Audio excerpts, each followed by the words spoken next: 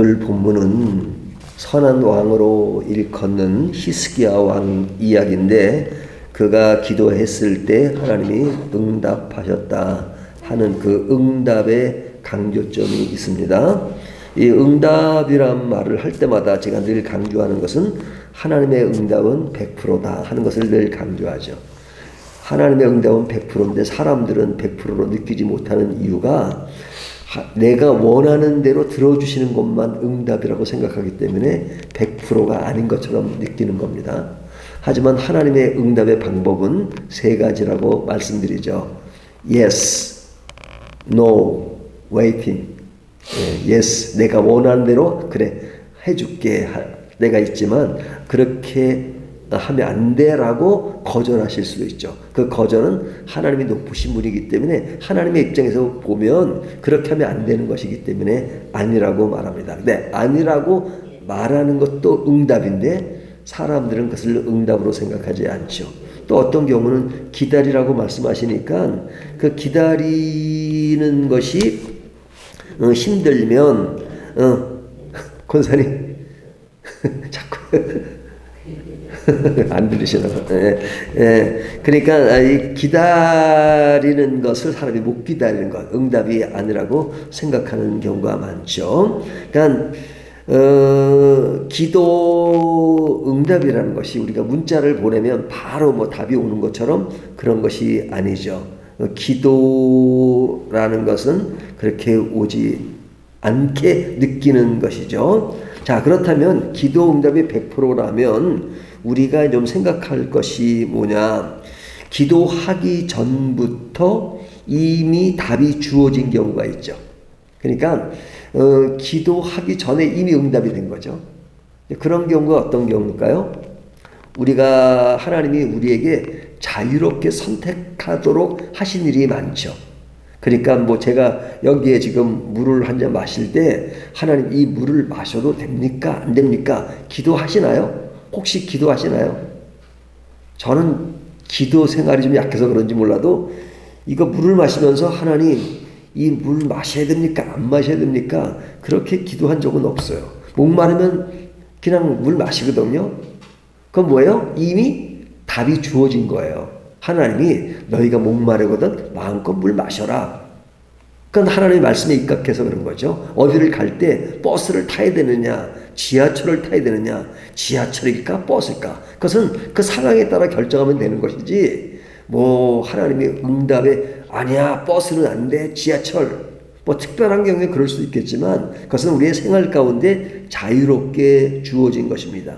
그렇기 때문에 자유 선택이나 상식적인 판단이나 또 어떤 선택도 가능한 경우도 많죠. 그러니까 그런 가능성이 널려졌습니다. 그런데 그 널려진 것을 너무 또 아주 이거냐 저거냐를 따지는 경우가 많단 말이죠. 꽃을 사는데 또 꽃을 이렇게 그 데코레이션 하는데 이 꽃일까요 저 꽃일까요? 매일 성경 사시는데 시니어로 사야 되냐 일반 큰 글씨로 사야 되느냐, 그냥 자유롭게 사시면 됩니다. 그러니까 그런 경우는 하나님이 이미 기도하기 전에 응답하신 겁니다. 그러니까 그런 것에 너무 그렇게 하나님의 뜻을 이렇게 살필 필요가 없죠. 살필 필요가 없다는 것은 그럴 필요가 없다는 것은 이미 하나님의 뜻이 주어졌다는 겁니다. 또한 선택이 분명하지 않은 경우가 있죠. 지금 이야기한 것은 그냥 이렇게 선택해도 자유롭게 되는 것이지만 이것은 하나님의 뜻이 어디에 있는지를 분명히 알 수 없을 때가 있잖아요. 그럴 때는 어떻게 돼요? 기도해야죠. 하나님 이것이 하나님의 뜻이 무엇입니까? 그럴 때 하나님께 맡기는 겁니다. 맡기는 겁니다. 근데 맡길 때 내가 하던 일을 중단하는 것이 아니고 하던 일은 계속하는 것이죠. 그러니까 뭐 어떤 경우는 중단해야 될 때도 있죠. 하지만 대체적으로 일반적인 것을 얘기할 때 우리는 하던 일을 하면서 학생이 공부를 하면서 어느 학교 들어가는 것이 좋을까요? 라고 기도할 수 있죠. 근데 어느 학교가 결정될 때까지 나는 학교를 안 다니겠어. 이건 아니죠. 공부를 하면서 어느 학교를 이렇게 선택의 그것이 어디에 있는지를 알려고 할 때 하던 일을 하면서 기다리는 것이 중요하죠. 내가 하나님께 기도했으면 그 때를 기다리고 그리고 하는 일을 충실히 행하는 것. 이런 기도의 응답에 대해서 모든 것을 다 말할 수가 없죠. 어떤 것은 참 우리가 설명으로 불가능한 이야기도 있습니다. 하지만 기본적인 이야기를 한다면 기도 전에 응답된 것, 또 어떤 것은 내가 하나님께 잘 모르니까 그 결과를 바랄 때가 있지만 그러나 하던 일을 해 나가면서 하나님께 맡기고 쭉 기도해 나가는 것, 그 결과를 기다리는 것, 이것이 기도 응답의 한 요소라고 볼 수 있죠. 이런 기도라고 하는 것은 내가 원하는 것들을 받는 것도 기도의 한 측면에 있지만 중요한 것은 그 하나님과 내가 교제한다는 것에 더 큰 핵심이 있는 거죠. 내가 묻고 말씀드리고 또 말씀을 듣고 하는 것이잖아요. 그 말씀의 그런 과정에 있는 것, 이런 자가 진정 하나님과의 교류가 있는 것이기 때문에 진정 강한 자입니다. 제가 갑자기 강한 자가 나온 이유는 뒤에 나온 히스기야 이야기 때문에 그렇습니다. 자, 본문으로 들어가면 히스기야가 이제 기도를 합니다. 근데 이제 그 이사야 선자를 통해서 지금 하나님의 말씀이 주어지는 것인데 그 말씀의 내용이 뭐냐면 그 아스루 왕에 대한 이야기입니다. 그 아스루는 지금 이미 그 북쪽 이스라엘을 점령을 했죠. 그리고 이쪽 남유다에 지금 이미 일부 점령이 돼서 또 끌려가기도 하고 한 상황이었습니다. 그러니까 그 히스기야 왕 때 그가 선한 왕이지만 굉장히 아스루 때문에 공격을 받고 그래서 인간적으로 그에게 뇌물을 바치고 하는 그런 상황이 벌어졌습니다. 그런데 이제 아스루 왕 시대 때 히스기야가 몸도 안 좋고 그래서 하나님께 이제 기도했을 때 이사야 선자를 통해서 하시는 말씀이에요. 그러니까 오늘 내용은 다 하나님이 하시는 말씀입니다. 근데 그 말씀의 내용이 뭐냐면 그 아수르는 지금은 강한 힘을 가지고 있지만 그러나 그들은 자기 교만에 빠져 있다. 오만함과 자기 교만에 빠져 있다. 라고 이제 23절, 24절이 이야기하는 겁니다. 근데 그 오만함에 빠진 것은 뭐냐? 하나님이 어떤 분인지를 모르고 있는 것이다. 하나님이 어떤 분인지를. 지금 자기들은 힘이 강하니까 자기들이 잘난 것, 또 강한 것으로 생각하지만 하나님이 어떤 분인지를 모르기 때문에 그들은 지금 교만에 빠져 있는 것이다 하는 이야기죠. 25절부터 28절까지 이야기는 아수르에 대한 심판을 이야기합니다. 하나님은 그들이 했던 행동들을 다 알고 계십니다. 자, 이런 말씀을 하시는 것을 보면 지금 히스기야 왕이 겪는 상황과 하나님이 하시는 말씀과는 상반돼 보이죠. 지금 히스기야는 약자로서 지금 굉장히 어렵고 또 자기도 몸이 좋지 않은 상태에 있고 그러니까 약자로서 하나님께 기도하는 겁니다. 근데 하나님의 말씀의 내용은 내가 약자가 아니라는 거예요. 내가 약자가 아니다. 그 약자는 누구냐? 너를 공격하고 있는 아수르가 약자라는 겁니다. 근데 아수르는 스스로가 강자로 생각해요. 또 히스기야는 자신은 약자라고 생각해요. 하나님의 판단은 완전 다른 겁니다. 하나님은 히스기야한테 이 말씀을 주신 건 내가 약자가 아니야. 너 강자야. 약자는 누구냐? 너를 지금 공격하고 있는 그 아수르가 약자야. 하는 겁니다. 근데 이러한 사실을 아수르가 모르고 있으니까 그들이야말로 정말 바보지. 이렇게 말씀하는 겁니다. 그러니까 우리가 이제 신앙생활 하면서 이런 괴리감에 빠지는 이유 중에 하나는 뭐냐면 하나님의 입장과 내 입장에 대해서 느낌이 다를 때입니다. 하나님 나 왜 이렇게 힘들게 하십니까? 그 하나님이 너 힘든 거 알아. 하지만 실제로 따지면 힘든 게 아니고 그 일을 통해서 내가 너를 향한 어떤 뜻이 있어. 그러면 힘을 얻을 수 있죠. 근데 그런 하나님의 그런 입장을 그냥 음성으로 야 임세일 이렇게 된다 이렇게 분명히 말씀해 주시면 얼마나 좋겠어요. 그런 말씀이 이렇게 들리지가 않잖아요. 물론 음성으로 많이 듣는 분도 계시는 것 같은데 저에게는 그런 일이 없었어요.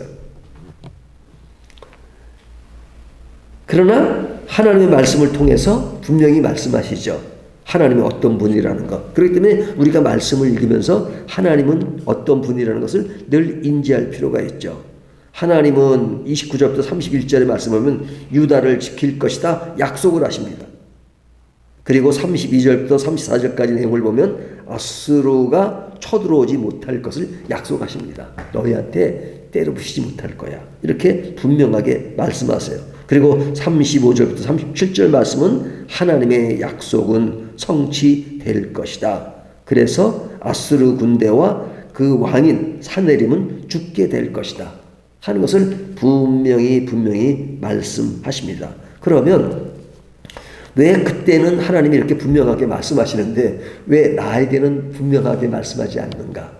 뭐 분명하게 말씀하시는 부분도 있고 또 말씀하지 않는 부분도 많고 또 말씀하지 않을 때는 또 여백으로 남겨놓은 부분이 많고 굳이 알 필요가 없는 경우도 많고 하지만 하나님이 세부적으로 이런 말씀을 나에게 하지 않는 것처럼 느낄지 모르지만 하나님 자신이 말씀의 주체인 것입니다. 하나님 자신이. 그러니까 하나님이 어떤 분인가가 중요한 이유가 뭐냐면 사람들은 그 내가 필요한 말씀들을 하나하나 조목조목 다 말씀해 주셔야지만 양이 차요. 하지만 하나님은 다 그렇게 말씀해 주지 않으세요. 왜 그렇게 말씀하지 않으시냐? 하나님 그분 자체가 말씀 전체의 해답이기 때문에 그렇습니다. 응답이기 때문에. 그러니까 하나님이 관심을 가진 것은 하나님 그분 자신에 대해서 관심을 가지는 겁니다. 어제 말씀 속에서도 기도를 드렸다고 다 한 것이 아니라 받으시는 하나님이 주체가 되는 것처럼 우리는 하나님이 하신 말씀의 조목조목 그것이 나에게 해당되는 것에 관심이 있지만 그리고 또 말씀하세요. 하지만 더 중요한 것은 하나님 그분 스스로가 우리의 말씀의 주체시라는 겁니다.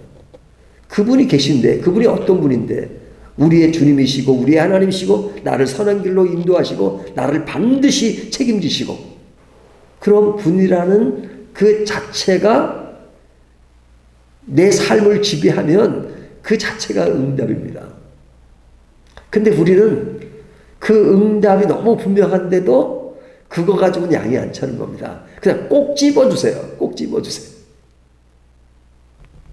근데 하나님은 내 자체가 찍어주신 건데 뭐 이렇게 걱정하냐? 그렇게 말씀하시죠. 그래서 하나님은 이렇게 말씀하세요. 31절 보면 남은 자는 예루살렘부터 나올 것이요 피하는 자는 시온 산에부터 나오리니 여호와의 열심히 이 일을 이루리라. 여호와의 열심히. 이 말이 그냥 쫙 오지 않으세요? 우리들이 힘들고 약자로 있을 때 하나님이 우리를 강자라고 말씀하시는 것은 뭐냐면 내가 너를 강자로 만들기 위해서 하나님이 열심히 일을 하신다는 거예요. 하나님이 열심히 일을 하신다. 우리가 구원을 공짜로 얻었지만 그래서 은혜란 말을 쓰지만 하나님은 그 일을 이루기 위해서 얼마나 열심히 일을 하셨습니까? 얼마나 많은 대가를 지불하셨습니까? 돈으로 환산할 수 없는 그의 독생자 예수 그리스도를 이 땅에 보내시고 그 일을 위해서 오랜 수천 년 동안 선지자를 통해서 메시아가 오실 것을 예언하시고 하루아침에 이루어진 게 아니잖아요. 하나님이 그 일을 위해서 일을 하신 것은 열심히 하나님의 열심이 있었다는 것을 강조하죠. 그러니까 하나님은 공짜로 우리에게 주시지만 그 대가를 하나님은 다 치르고 말씀하십니다. 그러니까 그 하나님의 열심으로 너는 약자가 아니라 그렇기 때문에 중요한 것은 너를 약자로 만들지 아니하시는 하나님이라면 하나님만 의지하라고 말씀하시는 거죠. 하나님만 의지하라. 우스갯소리지만 파리가 어떻게 날라서 미국을 가요? 못 가죠 절대. 하지만 미국 가는 사람 등에 붙어 있으면 가요.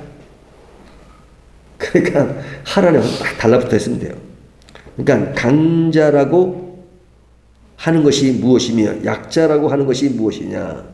강자라고 하는 사람이 약자인 것은 하나님이 강하시고 약하게 하실 수 있다는 것을 모르기 때문에 스스로는 강자지만 약자인 것입니다. 하지만 나는 약자처럼 느낄지 모르지만 하나님이 강자라는 것을 알고 그분이 나의 주인이라는 걸 알면 강자예요. 그런 인식을 뭐라고 말하느냐? 그게 믿음이라고 말하는 거죠.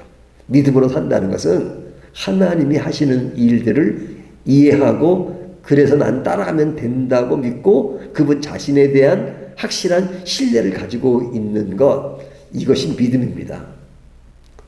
네? 이것이 내 것이 아니었는데 내 것이 될 줄 믿습니다. 사람들은 그런 쪽에만 믿음을 이렇게 이해하고 있어요. 그거는 믿음의 아주 일부적인 요소잖아요.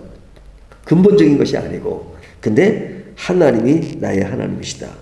그러니까 그걸 모르고 우상 숭배하는 사람들을 향해서 하나님은 그렇게 질책을 하시는 겁니다. 근데 오늘날 우리들의 우상은 무엇입니까? 하나님이 나의 삶의 주체라는 것을 모르고 다른 것으로 고개를 돌리면 그 자체가 우상이 되는 것이죠. 자, 오늘 말씀을 통해서 누가 강자인가? 권사님 누가 강자세요? 권사님이 강자세요. 왜? 하나님을 믿으니까. 오늘도 이 하나님을 믿고 하나님 앞에서 나를 강자로 만드시는 그분이 얼마나 크신 분인가 하는 것을 다시 한번 인식하는 저와 여러분이 되시기를 주님의 이름으로 축원합니다.